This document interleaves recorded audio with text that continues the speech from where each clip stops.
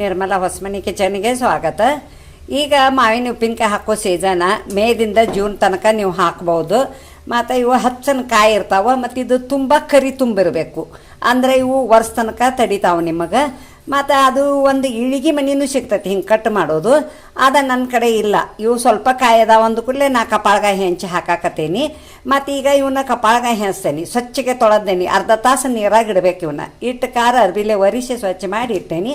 ಹೆಂಚೋದು ತೋರಿಸ್ತೇನೆ, ಉಪ್ಪಿನಕಾಯಿನೂ ಹಾಕೋದು ತೋರಿಸ್ತೇನೆ, ಅದಕ್ಕೆ ಏನು ಸಾಮಗ್ರಿಗಳು ಬೇಕನ್ನೋದು ಹೇಳ್ತೀನಿ ನೋಡಿ. ಹೆಂಚ್ಕೋತೇನೆ ಹಿಂಗೆ, ಅದು ಒಡೆದು ಹಾಕ್ರಂತಿ ಭಾಳ ತಡಿತಾವ. ಇಲ್ಲಿಗೆ ಮನೇಲೆ ಕಪಾಳಗಾಯಿ ಹೆಂಚಿರ ಅಷ್ಟು ಒಂದು 6 ತಿಂಗಳಷ್ಟು ತಡಿತಾವೆ. ಒಳಗೆಲ್ಲೋ ಇರಬಾರ್ದು, ಬೆಳ್ಳಗೆ ಇರಬೇಕು, ಕಾಯಿ ತಡಿತಾವ. ನೋಡಿ ಹಿಂಗೆ ಹೆಂಚ್ಕೋತೀನಿ. ಸ್ವಲ್ಪ ದೊಡ್ಡವನ್ನ ಹೆಂಚಬೇಕು, ಕಳತ ಅವ ಸಣ್ಣ ಅಕ್ಕಾವು. ಇಷ್ಟು ಹೋಳು ಮಾಡಬೇಕು. ಹಿಂಗೆ ಮಾಡಿ ಅಷ್ಟು ಹೆಂಚೆ ಸಾಮಾನು ಹಾಕೋದು ತೋರಿಸ್ತೇನೆ. ಇಷ್ಟು ಕಾಯಿ ಅದು ಇವ 8 ಕಾಯಿ ಇದ್ದವು ಮಾವಿನಕಾಯಿ. 8 ಕಾಯಿಗೆ ಇಷ್ಟು ಹೋಳಾಗಿದಾವು. ನಾವೊಂದು ಸ್ವಲ್ಪ ಹೋಳು ದೊಡ್ಡವನ್ನ ಹೆಂಚ್ತೇನೆ. ಅವು ಕಳತ ಮತ್ತು ಸಣ್ಣ ಅಕ್ಕಾವು. ಮತ್ತು ಇದ್ರಾಗ ಹುಳ ಇರ್ತಾವೆ, ಕರಿ ಹುಳ ಇರ್ತಾವೆ. ಒಂದು ಸ್ವಚ್ಛಗೆ ಒರೆಸ್ಬೇಕು ಅರ್ಬಿಲೆ. ಮತ್ತು ಇಲ್ಲಾಂದ್ರೆ ನೀವು ತೊಳೆದು ಮತ್ತು ಪ್ರತಿಯೊಂದು ಒರೆಸಿ ಹಾಕಬೇಕು. ಯಾಕಂದ್ರೆ ನೀರಿನ ಅಂಶ ಇತ್ತಂದ್ರೆ ಉಪ್ಪಿನಕಾಯಿ ಕೆಡ್ತಾವು. ಯಾವಾಗೂ ನೀರಿನ ಅಂಶ ಇರಬಾರ್ದು. ನಾ ಮೊದ್ಲ ಕಾಯಿ ತೊಳ್ಕೊಂಡೇನಂದು ಕೂಡಲೇ ಪ್ರತಿಯೊಂದು ಈಗ ಹೋಳಿಗೆ ಏನು ಕಸ ಹತ್ತಿತ್ತಲ್ಲ, ಈ ಅರ್ಬಿಲೆ ಸಣ್ಣ ಬಿಳಿ ಅರ್ಬಿಲೆ ಒರೆಸಿದನಿ. ನೀವು ಹಂಗೆ ಒರೆಸಿ ಹಾಕಿರಿ.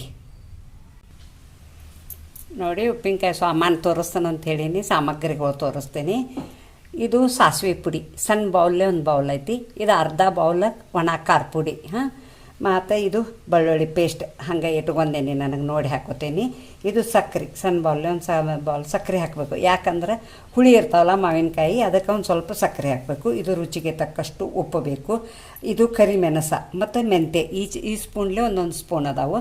ಇದು ಅರಿಶಿನ ಪುಡಿ ಮತ್ತು ಇಂಗ ಮತ್ತು ಮಾಡೋ ವಿಧಾನ ತೋರಿಸ್ತೀನಿ ನೋಡಿ. ಒಂದು ಬುಟ್ಟ್ಯಾಗ ಒಂದು ಅಡುಗೆ ಮಾಡೋ ಚಮಚೆಲೆ 2 ಚಮಚೆ ಎಣ್ಣೆ ಹಾಕಿದ್ದೀನಿ. ಮತ್ತು ಅದ್ರಾಗ ಏನು ಮಾಡ್ತಾನಂದ್ರೆ ಇವು ಕರಿಮೆಣಸ ಮತ್ತು ಮೆಂತೆ ಸ್ವಲ್ಪ ಕರ್ಕೋತೀನಿ ನಾನು. ಎಣ್ಣೆ ಆರಿಸಿದನು, ಸಿಡಿತಾವವ ನೋಡಿ. ಎಣ್ಣೆ ಹಾಕಿದನು ಅಂತ ಹೇಳಿದನು. ಅದ್ರಾಗ ಎಣ್ಣೆ ಕಾದೈತಿ.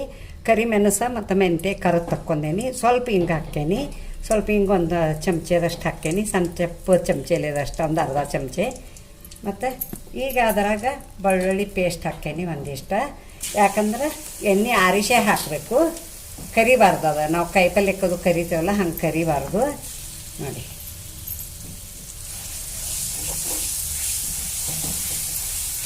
ಉಗುರು ಬೆಚ್ಚಗ ಇರಬೇಕು ಅದು ಎಣ್ಣೆ.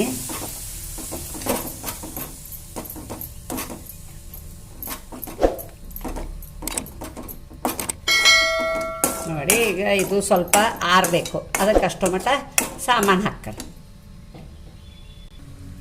ನೋಡಿ. ಇದು ಮೆಂತೆ ಏನು ಕರಿಮೆಣಸ ಹುರ್ಕೊಂಡನಲ್ಲ, ಅದನ್ನು ಸ್ವಲ್ಪ ಕಲ್ಲಾಗನ ಕೊಡ್ತೇನೆ.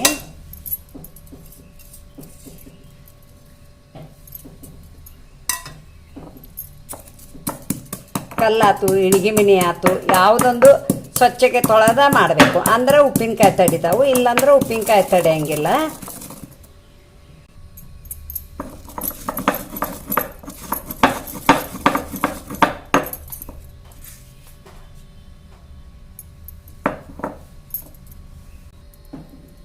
ನೋಡಿ ಉಪ್ಪು ಹಾಕ್ತೇನೆ. ಮಾವಿನ ಉಪ್ಪಿನಕಾಯಿಗೆ ಯಾವಾಗೂ ಒಂದು ಸ್ವಲ್ಪ ಉಪ್ಪು ಹೆಚ್ಚಬೇಕು.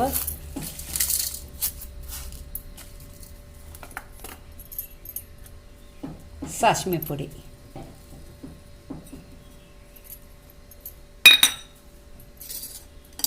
ಇದು ಸಕ್ಕರೆ, ಇದು ಅರಿಶಿನ ಪುಡಿ ಅರ್ಧ ಸ್ಪೂನ್ ಹಾಕೇನಿ. ಈ ಸ್ಪೂನ್ಲೆ ಇದು ಖಾರ ನೋಡಿ ಕಲಿಸ್ತೇನೆ.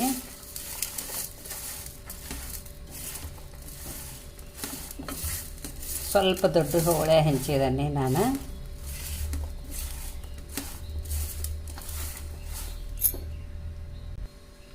ನೋಡಿ ಇದು ಕರಿಮೆಣಸ ಮೆಂತೆ ಏನು ಕುಟ್ಕೊಂಡಲ್ಲ ಅದನ್ನು ಹಾಕಾಕತ್ತೀನಿ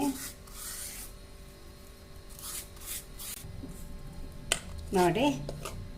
ಇದು ಬೆಳ್ಳುಳ್ಳಿ ಪೇಸ್ಟ ಇದಾಗೈತಿ, ತಣ್ಣಗಾಗೈತಿ, ಹಾಕಾಕತ್ತೀನಿ. ತಣ್ಣಗಾದ್ಮೇಲೆ ಹಾಕಬೇಕು, ಬಿಸಿ ಇದ್ದಾಗ ಹಾಕಬಾರ್ದು.